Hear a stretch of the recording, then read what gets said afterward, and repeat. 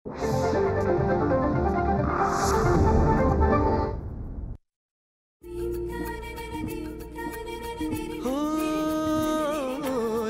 स्वरांचे बनती गाणे, साजनवानंद तराणे, रसिकांची ही जुळते नाते घडते जेव्हा सुरेल गाणे.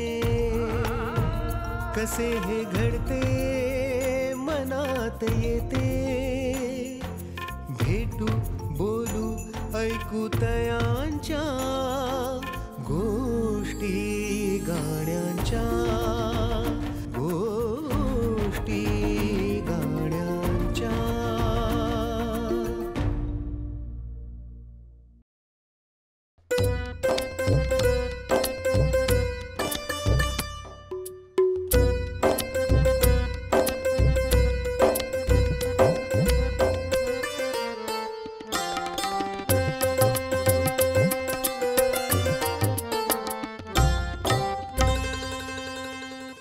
नमस्कार. गोष्टी गाण्यांच्या कार्यक्रमात पुन्हा एकदा आपल्या सगळ्यांचं स्वागत आहे. या गाण्यांच्या गोष्टी उलगडत असताना कितीतरी घटना, कितीतरी प्रसंग आपल्या डोळ्यासमोर उभे राहतात, जे कदाचित गीतकार, संगीतकार, गायक या सगळ्यांच्या बरोबरीने घडलेले असतात. आणि मग या गाण्यांच्या घटना, हे किस्से आणि त्यातून उलगडणारी गाणी आपल्या या कार्यक्रमाच्या माध्यमातून आपल्यापर्यंत पोहोचत आहेत. रसिको, तुम्ही दिलेली दाद ही आम्ही सगळ्या कलावंतांपर्यंत पोहोचवतोय आणि म्हणूनच कदाचित प्रत्येक कलावंताचा हुरूप हा वाढतोय आणि या गाण्यांच्या गोष्टी नव्याने पुन्हा एकदा बहरत आहेत.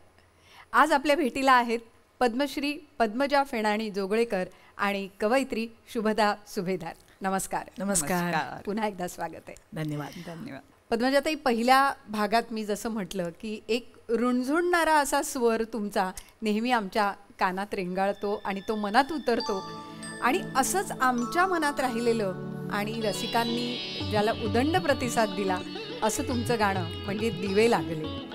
त्याच्याशिवाय दिवाळी होत नाही साजरी होत नाही. दिवाळी तर साजरी होत नाही, पण कोणत्याही मैफिलीत हे गाणं झालं नाही तर ती मैफिलही साजरी होत नाही. खरं. त्यामुळे मला असं वाटतं की आजच्या या मैफिलीची सुरुवात आपण दिवे लागलेने करूया. अवश्य. दिवे लागले रे, दिवे लागले रे, दिवे लागले रे, दिवे लागले, तमाच्या तळाशी दिवे लागले, दिठींच्या दिशा खोलते जाळतान, दिठींच्या दिशा खोलते जाळतान. कुणी जागले रे, कुणी जागले, कुणी जागले रे, कुणी जागले, दिवे लागले रे, दिवे लागले रे, दिवे लागले रे, दिवे लागले.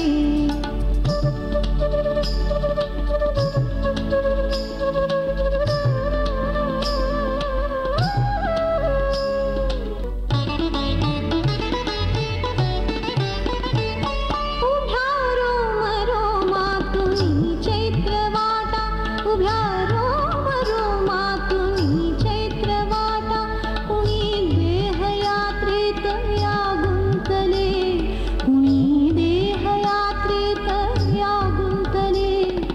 आरक्त त्याच्या कृपेच्या कडान, आरक्त त्याच्या कृपेच्या कडान, उषा सुप्त ओठात ओथंबले, उषा सुप्त ओठात ओथंबले, उषा सुप्त ओठात ओथंबले, उषा सुप्त ओठात ओथंबले, उषा सुप्त ओठात ओथंबले, उषा सुप्त ओठात ओथंबले.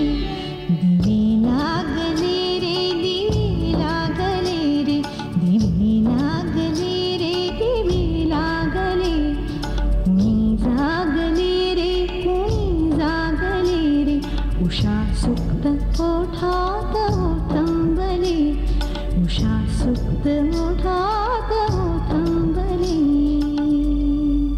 वा वा.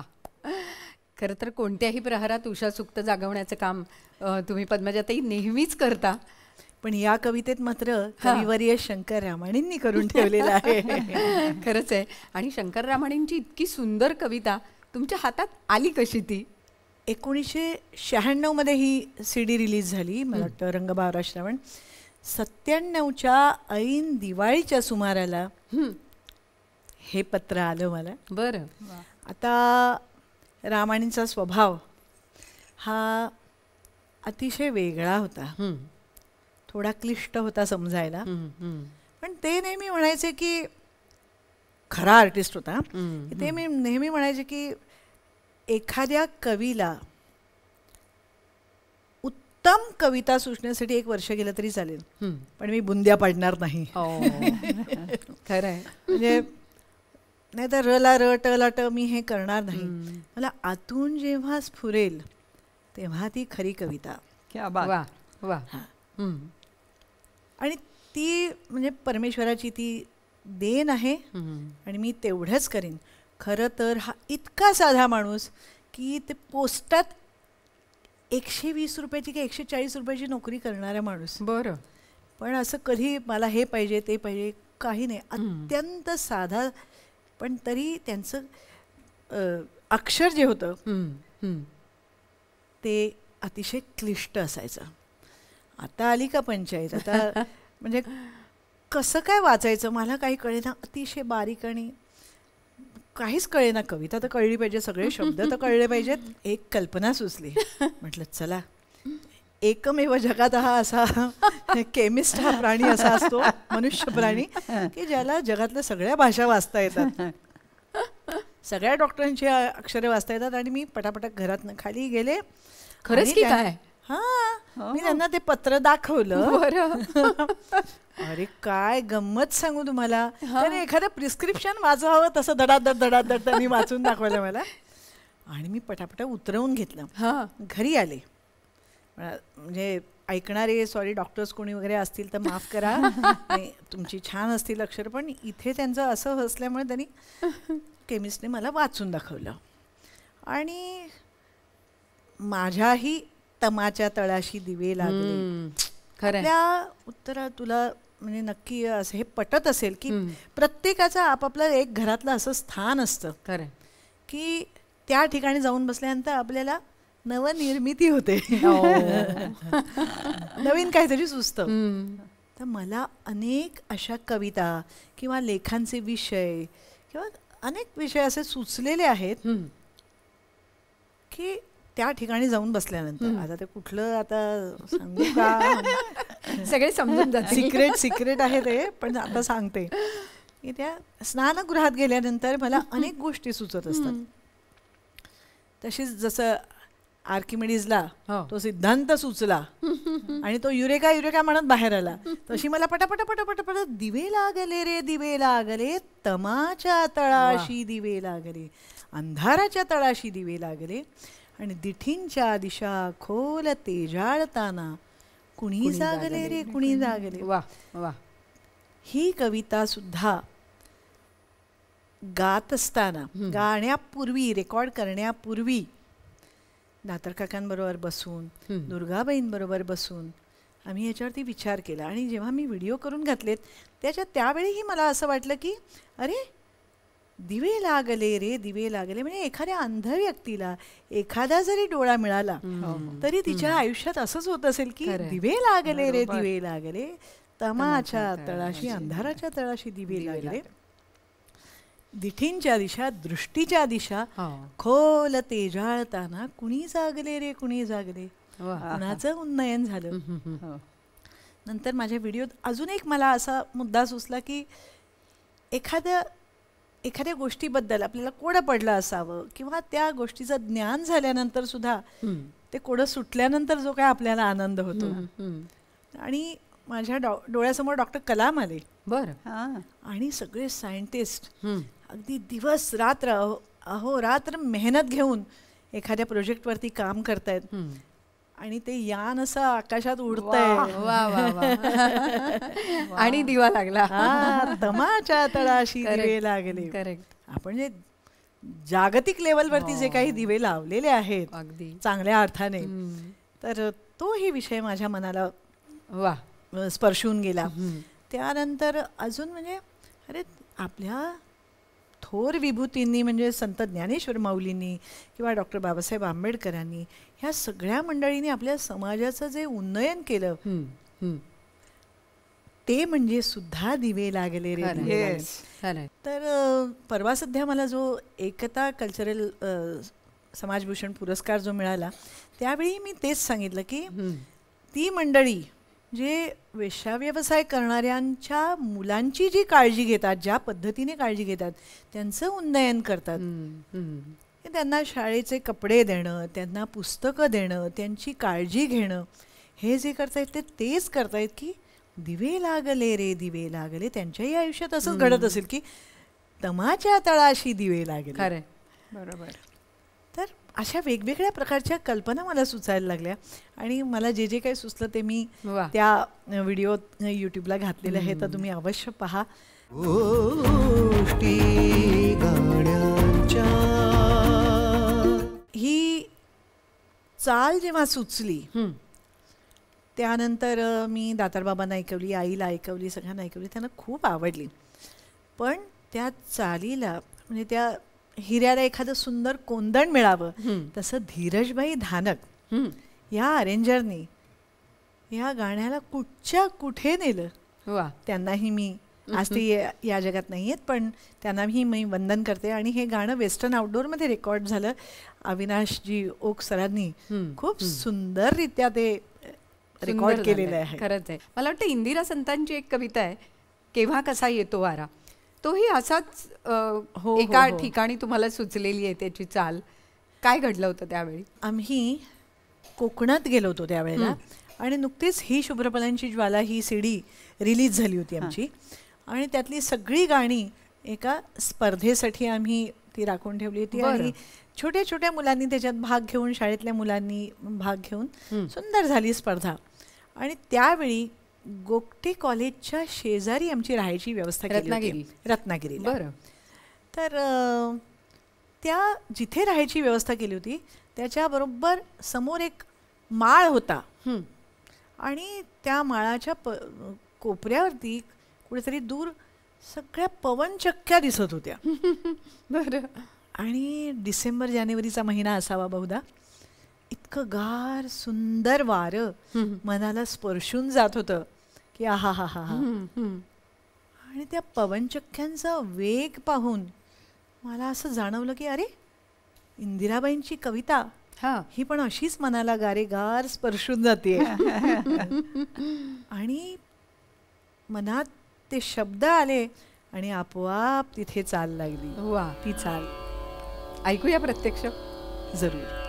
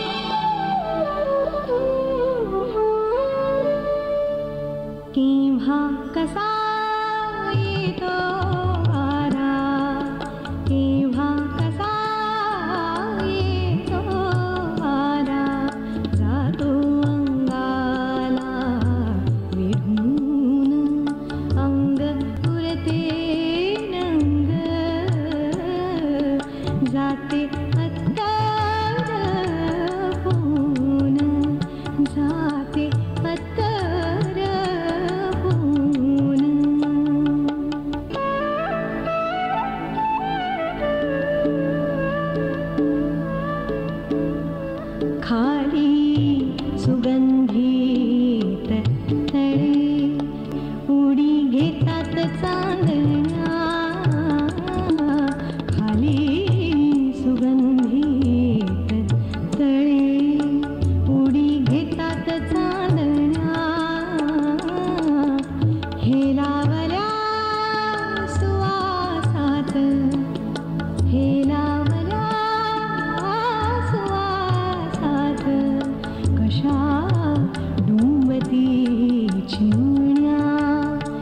कशा डुंबती चिमण्या केव्हा कसा येतो वारा जातो अंगाला विढून अंग पुरते रंग अंग पुरते न अंग जाते अत्तर होऊन जाते अत्तर होऊन जाते अत्तर होऊन. क्या बात आहे. वा वा. पण आता रत्नागिरीवरनं आपण थोडंसं पुढे जाऊया हां आणि शुभदाताई कदाचित आपल्याला गोव्यात फिरवून आणतील. क्या बात आहे. पण मला त्याआधी एक गोष्ट सांगायची आहे हां. की मला तिच्या सगळ्या गाण्यात आवडत असेल तर हे गाणं सगळीच आवडतं. वा. पण पहिला नंबर हा. बरं. पण एखादी कविता आपल्या आवडत्या ठिकाणावर लिहावी आणि मग ती कविता निर्माण व्हावी. हो, काय सांगाल त्याबद्दल? तसं घडलं माझ्या कोकण कन्या या कवितेतून. कारण पहिली 2-3 गाणी झाली, पद्मजानी त्याला म्हणजे इतकं सालंकृत करून इतकं सुंदर सजवलं सुंदर की मला असं वाटलं की खरंच का मी हे केलंय. बरं. हो, त्यामुळे म्हणजे माझ्यावर विश्वास नाही अशी अवस्था झाली. पण हे सगळं आईला सांगूया, बरं. आईला भेटूया, इतकी मला आस लागली आईला भेटायची. आणि त्यातनंही कोकण कन्या बरं. उतरवली गेली कागदावर. मला माहित नाही कशी आणि काय शब्द पेरले. सगळं लिहून झाल्यानंतर थांबले आणि पाहिलं. म्हटलं कोकण कन्या सुटली आहे. आणि तिने अगदी ब्रेथलेस त्याला चाल लावली आहे आणि ते इतकं सुंदर गायली आहे ती. वा. ऐकणारच आहोत आपण ते. पण त्याआधी आम्हाला ते शब्द ऐकायला आवडतील तुमच्याकडनं. येस. लपत छपत दरीत घाटात कोकण कन्या ही धावते थाटात. आईच्या भेटीचे आसमनात मजला नेई हो गोव्याच्या भूमीत. लपत छपत दरीत घाटात कोकण कन्या ही धावते थाटात. काजूच्या बनात माडांच्या वनात मासोळी जाळ्यात शिंपले वाळूत. वा. आमराईचा मंद सुगंध मोहवी मनस सुखवी जीवास. लपत छपत दरीत घाटात कोकण कन्या ही धावते थाटात. वा. रांगड्या तांबड्या मातीच्या कुशीत पाचूची शेतानी दौलत खाणीत. वाटकुळी वळण घाटानं दर्याच्या लाटांचे फैसाळ संगीत. लपत छपत दरीत घाटात कोकण कन्या ही धावते थाटात. वा. मिळे पुनर्जन्म जरी मला वरीन मी गोमांतकाला. असं की देव तिथे वस्तीला ते तथास्तु म्हणती मला. लपत छपत दरीत घाटात कोकण कन्या ही धावते थाटात. क्या वा. लपत छपत दरीत घाटात कोकण कन्या ही धावते थाटात. लपत छपत दरीत घाटात कोकण कन्या ही धावते थाटात. आईच्या भेटीची आस मनात मजला नेई हो गोव्याच्या भूमीत. लपत छपत दरीत घाटात कोकण कन्या ही धावते थाटात. लपत छपत दरीत घाटात कोकण कन्या ही धावते थाटात.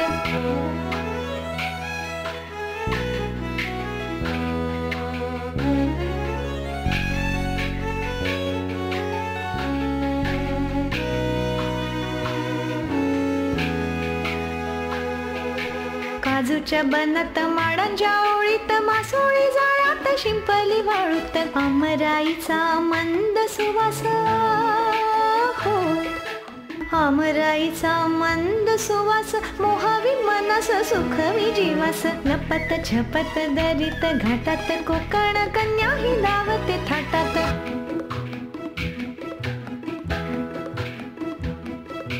मिळे पुनर्जन्म जरी मला वरीन मी गोमांत गोमांत काला मिळे पुनर्जन्म जरी मला वरील मी गोमांत काला हसती देव जिथे वसतिला ते तथास्तु म्हणती मला लपत छपत दरीत घाटात कोकण कन्या ही धावते थाटात लपत छपत दरीत घाटात कोकण कन्या ही धावते थाटात आईच्या भेटीची आस मनात मजला मी हो गोव्याच्या भूमीत लपत छपत दरीत घाटात कोकण कन्या ही धावते थाटात लपत छपत दरीत घाटात कोकण कन्या ही धावते थाटात.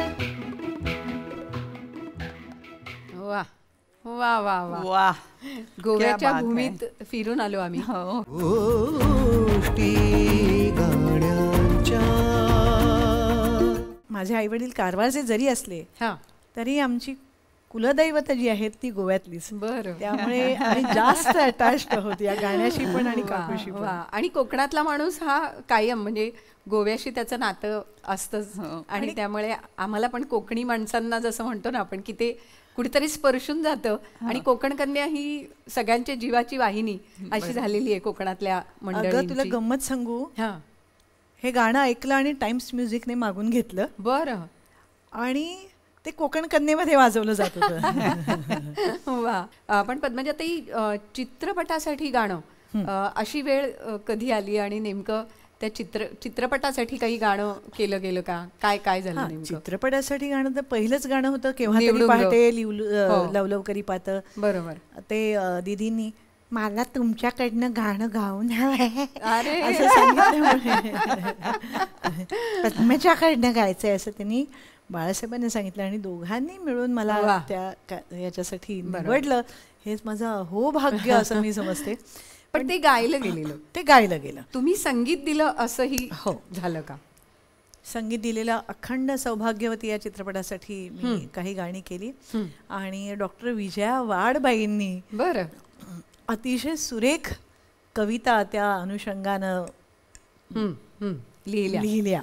आणि त्यात एक गाणं आमच्या दोघींच्या स्वभावाच्या किंवा आमच्या कलेच्या प्रवाहाच्या थोडंसं वेगळ्या दिशेने जाणारं गाणं त्यांनी चित्रपटाच्या दृष्टीनं ते जे लिहिलं त्याचे शब्द आणि त्याची चाल ही इतकी गंमतशीर आहे की हे आमच्या दोघींचं नाही असं मला कधी कधी वाटतं.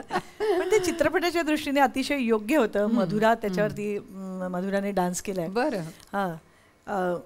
नथ नको घालू नाकात, हां नथ नको घालू नाकात, अडथळा नको प्रेमात. म्हणजे जरा हटके आहे विजयाताई आणि हटके पद्मजाताई मला दिसतात. ये अशी लवकरी ये ना, हां नथ नको घालू नाकात, अडथळा नको प्रेमात, ये अशी लवकरी ये ना, ये अशी ये ग मिठीत. आणि ते मी सुदेशजींकडनं, सुदेश भोसले यांच्याकडनं गाऊन घेतलेलं आहे. त्यांनी खूप छान गायलेलं आहे. छोटीशी झलक आम्हाला पण ऐकू दे. ते गाणं. नथ नको घालू नाकात, नथ नको घालू नाकात, अडथळा नको प्रेमात, नथ नको घालू नाकात, अडथळा नको प्रेमात, ये अशी लवकरी येना, ये अशी लवकरी येना, ये ग मिठीत, नथ नको घालू नाकात, अडथळा नको प्रेमात, नथ नको घालू नाकात, अडथळा नको प्रेमात. सुदेश भुजबळजींनी अतिशय ठसक्यात म्हटलेलं आहे. पण कधी कधी काही गाणी वेगळ्या पद्धतीने तयार होतात. मला वाटतं शुभदाताई तुमची हिरकणी ही कविता जी आहे, येस, म्हणजे हिरकणी सारखा विषय कवितेसाठी घ्यावा हे मुळात सुचलं कसं आणि ती कविता कशी झाली? हिरकणी ही कविता हा विषय म्हणजे हा मला बाबा दातारांनी दिला आणि मला म्हणाले अगदी खूप आत्मविश्वासाने. मी म्हटलं हिरकणी आणि मी लिहू? तर मला म्हणाले हो हो तुम्हीच लिहायचे आहे आणि तुम्हाला ते जमणार आहे. बरं. हे सगळं त्यांनीच ठरवलं आणि मग मला हिरकणी होणं भागच होतं. बरोबर. आणि ती पद्मजानी इतकी सुंदर गायली आहे कविता, खूप सुंदर. पण ती लिहित असताना हिरकणी डोळ्यासमोर आली आणि आत्ताच्या काळची आधुनिक हिरकणी जी आहे ती सुद्धा तुम्हाला जाणवली का? हो हो, ती कड्यावरून उतरली आणि ही प्लॅटफॉर्मवरून आत चढून वरून गाडीतून पुन्हा प्लॅटफॉर्मवरती उतरते. हे सगळं हिरकणीचंच काम आहे. ते त्यावेळची हिरकणी ही आजची. बरोबर बरोबर. म्हणजे खरंच आहे, त्या प्रत्येक स्त्रीची एक प्रतिमा असते आणि ती हिरकणीशी जोडणारी असते आजच्याही काळात. मला वाटतं कवितेतनं ती कशी उतरली हिरकणी ती आम्हाला तुमच्याकडनं ऐकायला आवडेल. बरं. ऐक राजा ऐक राणी, वीर आईची कहाणी. दक्ष शिवराये कशाला गौरविली हिरकणी. सांज अंधारून आली, गवळण घरा चालली. रायगडावरी तिने पांगा पांग पाहिली. सांज अंधारून आली, गवळण घरात चालली. किल्ल्यावरी कवाडे ही सारी मिटलेली. किल्ल्यावरी कवाडे ही सारी मिटलेली. ओढ लागे तानुल्याची माया सुसली. सांज अंधारून आली, गवळण घराही चालली. चिटपाखरू दिसेना, चिटपाखरू दिसेना. झाली सामसूम झाली. कड्यावरून या पाही, काळोखाचे रान खाली. कड्यावरून या पाही, काळोखाचे रान खाली. सांज अंधारून आली, गवळण घरा की चालली. ठोका चुके ग श्वासाचा, ठोका चुके ग श्वासाचा. हिरकणी धास्तावली. बाळ व्याकुळ भुकेने, डोळा आसवे दाटली. सांज अंधारून आली, गवळण घराही चालली. पिलासाठी वेडी माया, पिलासाठी वेडी माया. तिची अधीर जाहली. पिलासाठी वेडी माया, तिची अधीर जाहली. उल्लंघोनी जाण्यादरी, वीर माता झेपावली. उल्लंघोनी जाण्यादरी, वीर माता झेपावली. सांज अंधारून आली, गवळण घराही चालली. ऐसा प्राणपणा लावी, बाळासाठी एक आई. ऐसा प्राणपणा लावी, बाळासाठी एक आई. गडावरी कानोकानी, वाऱ्यापरी वार्ता जाई. गडावरी कानोकानी, वाऱ्यापरी वार्ता जाई. सांज अंधारून आली, गवळण घराही चालली. छत्रपती होऊनी सावध, छत्रपती होऊनी सावध. ऐकोनिया ती विराणी. छत्रपती होऊनी सावध, ऐकोनिया ती विराणी. बांधोनिया बुरुजासी, गौरविली हिरकणी. गौरविली हिरकणी, गौरविली हिरकणी. क्या बात. सांज अंधारून आली, गवळण घराही चालली. सांज अंधारून आली, गवळण घराही चालली. रायगडावरी तिने पांगा पांग ही पाहिली. सांज अंधारून आली, गवळण घराही चालली.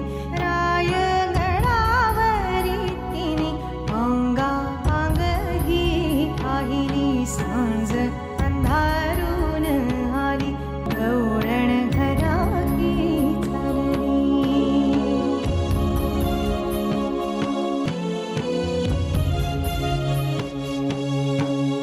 तिलासाठी वेडी माया, तिलासाठी वेडी माया. तिची अधीर झाली, उल्लंघोनी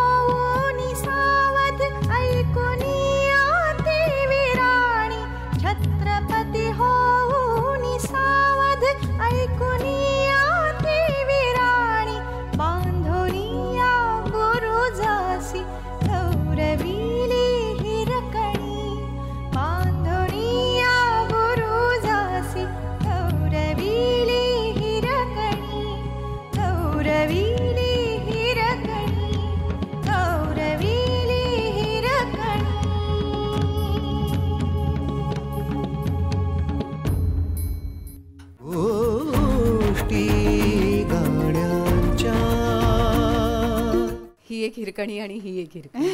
अशा 2 हिरकण्या मला दिसत आहेत इथे. तिसरी आम्हाला दिसते. खरंच आजची स्त्री जी आहे ना तिचंच एका परीने हे चित्रण आहे. म्हणजे हिरकणीचं प्रतीक जर आपण मानलं तर आजच्या काळातली प्रत्येक स्त्री अशीच बुरुजावरनं उतरतीये खरे. आणि ती तोल सांभाळत आपल्या सगळ्या कुटुंबाचा एक भार जो आहे तो पुढे नेते. पण मला पद्मजाताई इथे ना कुसुमाग्रजांची पृथ्वीचं प्रेमगीत आठवलं.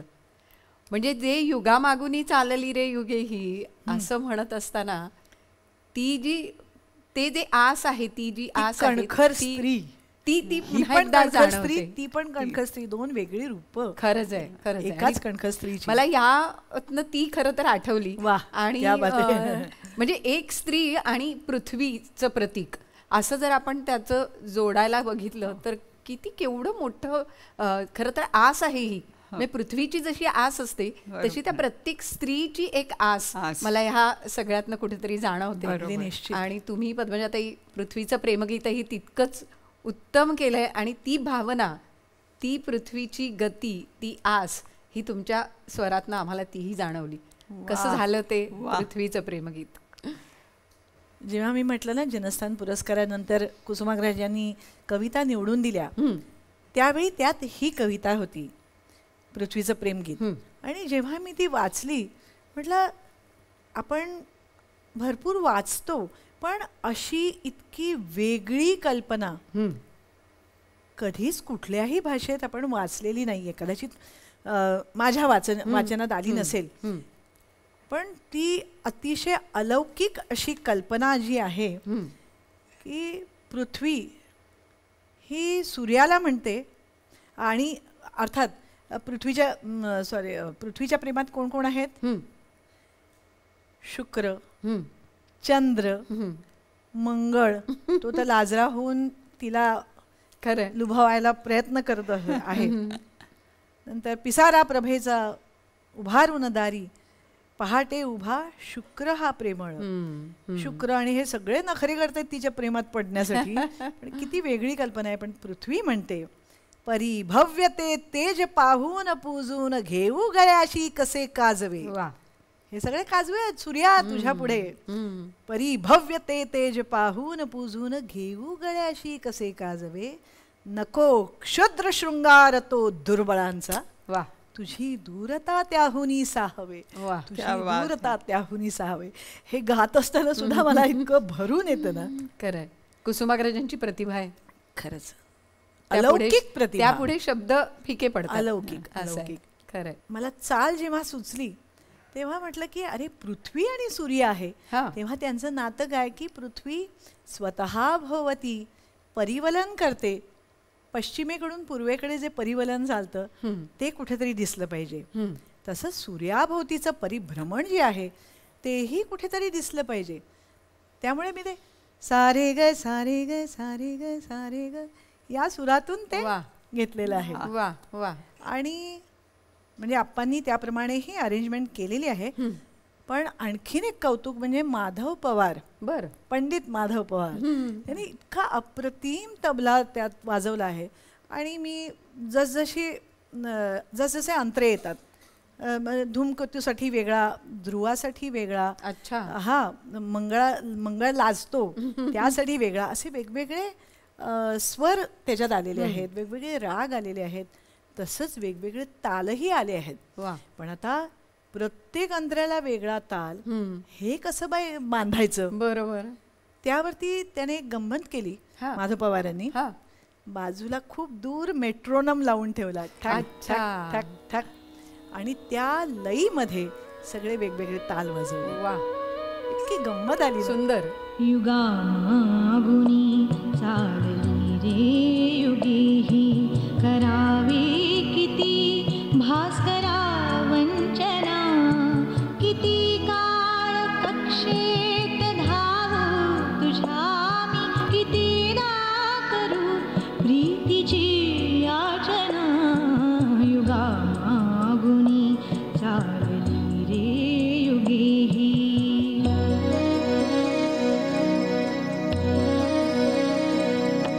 युगामागुनी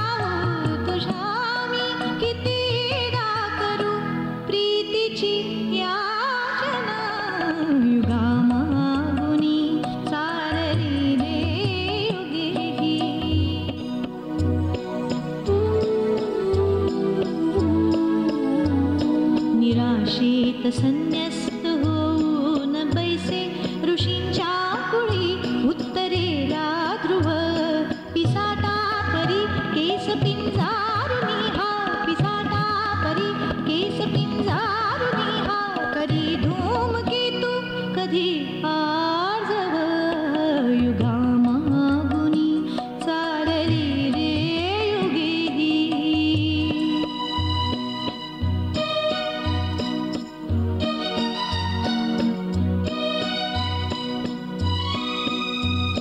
परी भव्य ते तेज पाहून पूजून घेऊ गळ्याशी कसे काजवे परी भव्य ते तेज पाहून पूजून घेऊ गळ्याशी कसे काजवे नको क्षुद्र शृंगार तो दुर्बळांचा नको क्षुद्र शृंगार तो दुर्बळांचा तुझी दूरता त्याहुनी साहवे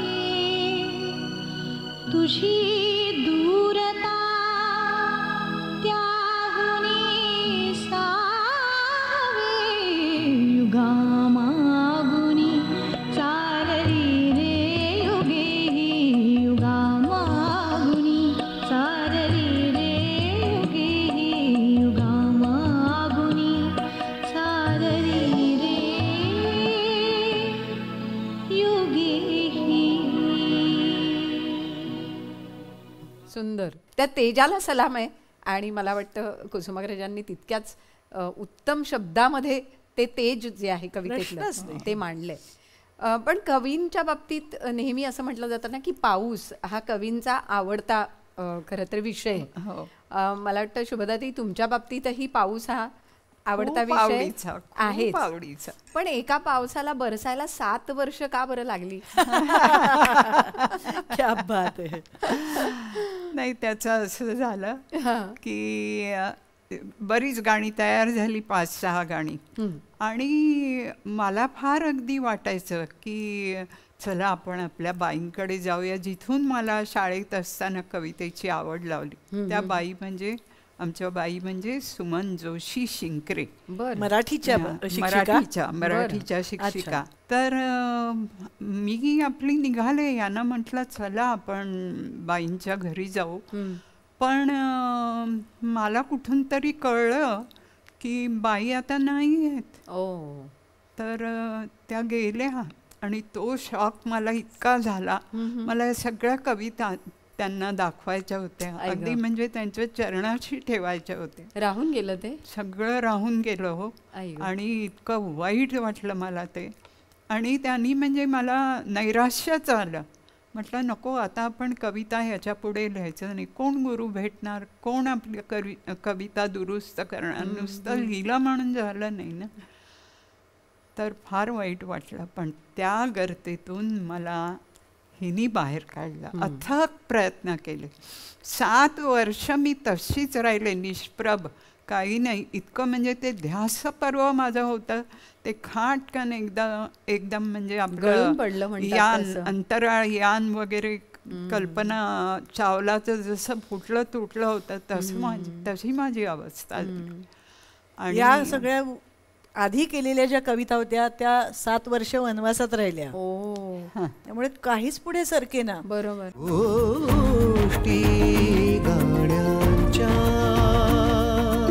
ही मला सारखी सांगते, माझ्या कविता लोकांना आवडतील ना, माझं नक्की आवडेल ना, नाही तर कोण मला काय म्हणेल. तू आतापर्यंत कुसुमाग्रज, इंदिरा संत असे ज्येष्ठ मंडळींचं आणि श्रेष्ठ मंडळींचं गायलंय.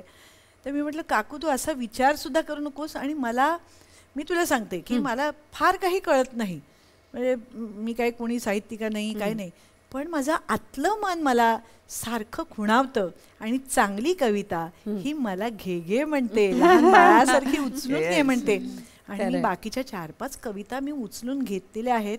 त्याचा अर्थ काहीतरी परमेश्वरी संकेत आहे निश्चित की हे पुढे व्हायचं आहे. तर तू असं बिलकुल समजू नकोस. पण तुझ्या त्या लाडक्या बाईंना, त्या अत्यंत जीवाभावाच्या त्या तुझ्या शिक्षिकेला तू असं का नाही करत की तिला हे सगळे शब्द स्वर आपण अर्पण करूया बरोबर. असं सांगून तिला त्या गर्तेतून मी बाहेर वा. काढलं. आणि तिची कविता, आपलं गाणं, संगीत बिग FM-चं पहिलं बक्षीस मिळवून किती गेली. छान. वा वा. मेघालय या सगळी CD मला वाटतं ही करामत. बाईंची शाबासकी आणि बाईंचा आशीर्वाद खरंय, खरंय. हा तुमच्या सोबत होता. त्यांची 5 बोटे अमृताची अगदी. आमच्या दोघींच्याही पाठीवरून फिरली. वा वा. पण तुम्ही त्यांच्यासाठी सुद्धा एक कविता लिहिली आहे. हो हो, आज आम्हाला या बाईंच्यासाठी निमित्ताने ऐकवू. ती कविता नक्की ऐकायला आवडेल आम्हाला. आता कविता अशी आहे. काहो केली इतुकी घाई, जोशीबाई जोशीबाई, काहो केली तितकी घाई, घंटा मी तर नाही ऐकली, तरी तुम्ही एक्झिट घेतली. शाळा सोडून लोटला काळ, शाळा सोडून लोटला काळ, तरीही 8वे 9वीचा क्लास. शिस्त तुमची आम्हाला खास, शनिवारी घ्यायचा कवितेचा तास. बरं.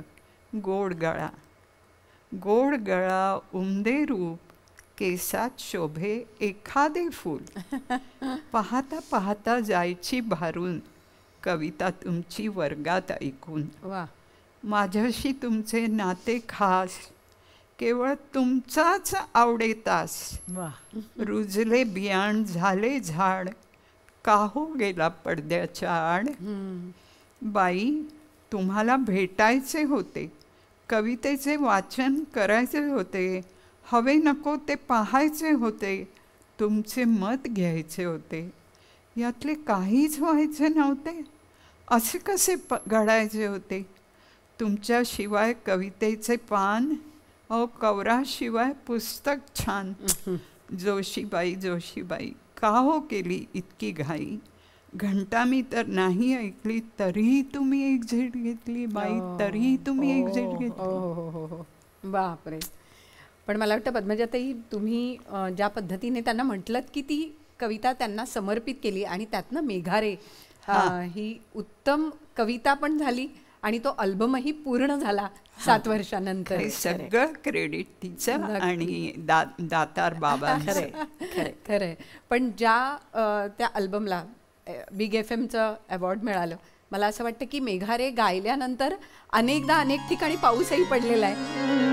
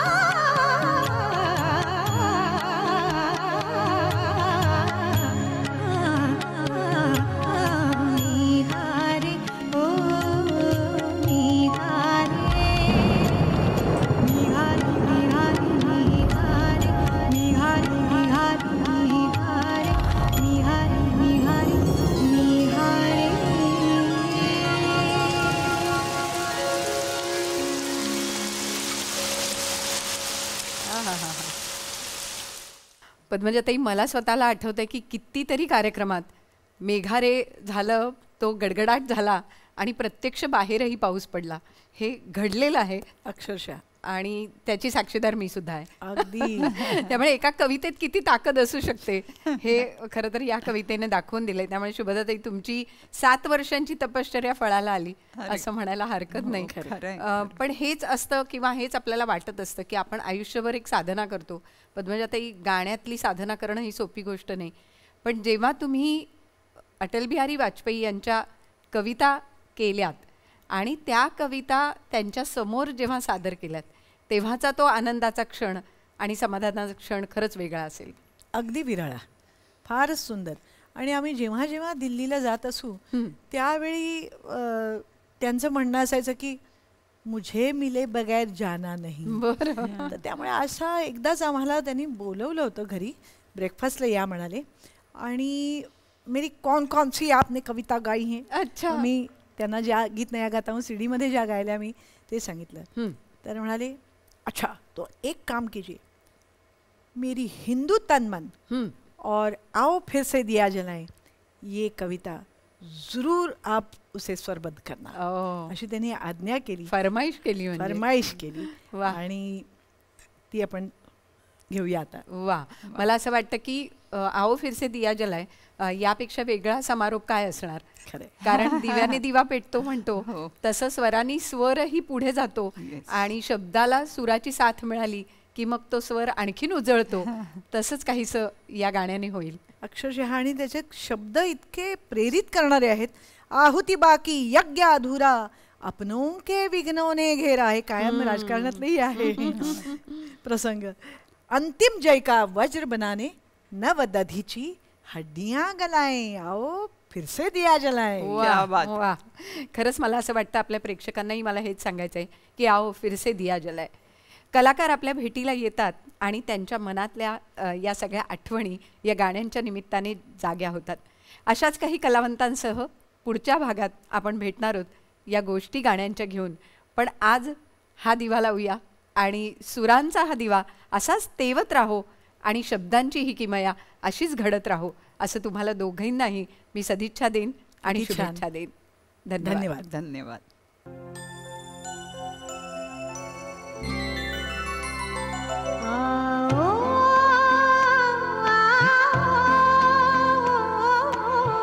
फिर से दिया जलाएं,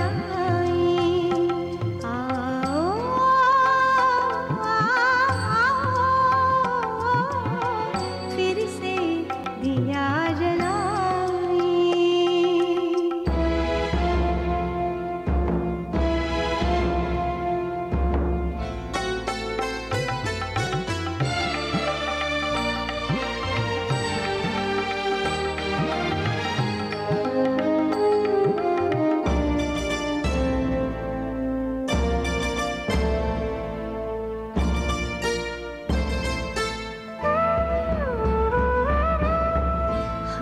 पड़ाव को समझे मंजिल, लक्ष्य हुआ आँखों से ओझल. वर्तमान के मोह जाल में, वर्तमान के मोह जाल में आने वाला कल न भुलाई, कल न भुलाई.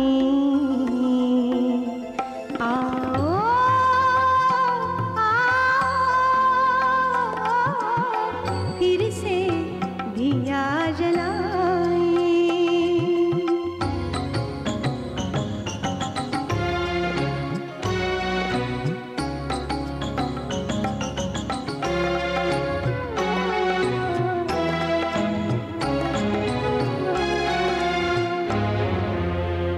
आहुति बाकी यज्ञ अधूरा, आहुति बाकी यज्ञ अधूरा. अपनों के विघ्नों ने घेरा. अंतिम जय का वज्र बनाने नव दधीची हड्डियां गलाई. आओ